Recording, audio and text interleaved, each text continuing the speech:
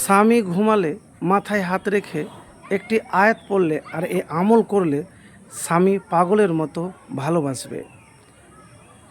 আমি আজকে এমন একটি আমলের কথা বলবো, এই আমল যদি করতে পারেন তাহলে সংসারও সুখের হবে, স্বামীও আপনাকে ভালোবাসবে। আপনার স্বামী যখন যখন বাংলাদেশে জামাই বলে, তো স্বামী যখন বাসাতে আসবে, ঘরে আসবে, তখন আপনি ঘরের কথা ওই সময়তে বলবেন না। কেন জানেন? ওই সময়তে হয়তো বাইরে থেকে যন্ত্রণা অশান্তি নিয়ে হয়তো বাড়িতে আসে, আর অনেক স্ত্রী কী বলে আসা মাত্রই শুরু করে দিল, কিন্তু এটা করবেন না। ওই সময়তে তাকে খাওয়া দাওয়া যতটুকুন যা পারেন তার করবেন। হ্যাঁ, তারপরে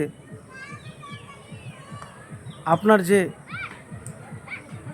সংসারের কথাগুলি একটু যখন আরাম নিয়ে কিছুক্ষণ পরে স্বামীর যখন মন ভালো থাকবে তখন তাকে বলবেন।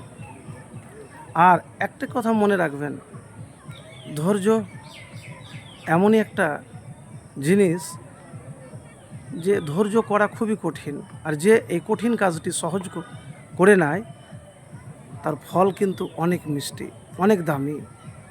তো প্রিয় ভাই, প্রিয় বোন, আমি এতটুকুন বলবো যে স্বামী স্ত্রী যদি পারফেক্ট হয়, স্ত্রী যদি বুদ্ধিমতী হয়, গুণাবতী হয়, স্ত্রী যদি বেশি হিসাবী হয়, তাহলে ওই সংসার সুখের হয়।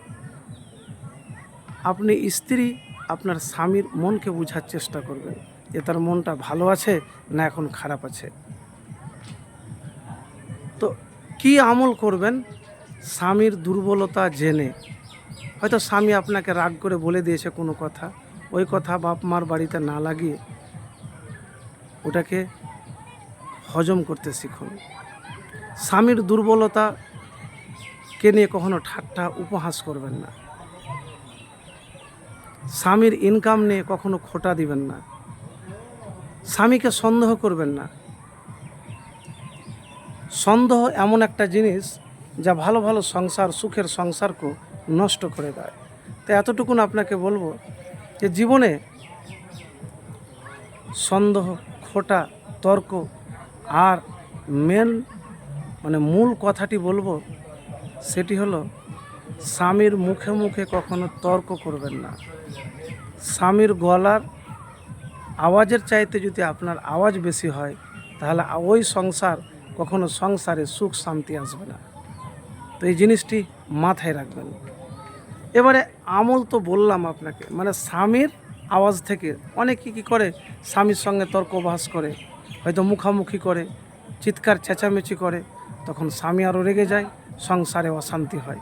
তা আমি এতটুকুন বলবো, সংসার যদি সুখের চান তাহলে কিন্তু কখনো আপনি এই কাজ করবেন না। আর সূরা ফাতিহা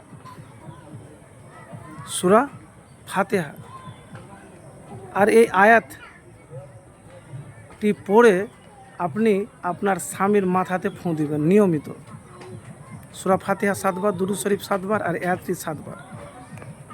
এইভাবে একবার আমল করে দেখুন, ইনশাআল্লাহ আপনি ফলাফল পাবেন। আরেকটি কথা বলবো, দেখেন, দুনিয়াতে যখন স্বামী স্ত্রী দুইজন হয়ে যায়, ভালোবাসা ওটা দেখা যায় না। দায়িত্বটাকে যদি দুজন মিলে পালন করতে পারেন না, ওটাই ভালোবাসা। অনেকে বলে যে আমার স্বামী আমাকে ভালোবাসে না, সারাদিন পরিশ্রম করে আগে আমাকে খুব ভালোবাসতো, কিন্তু না, দায়িত্বটাই হলো ভালোবাসা। আর এই জিনিসটা যখন আপনি বুঝে নেবেন, ইনশাআল্লাহ সংসার সুখের হবে।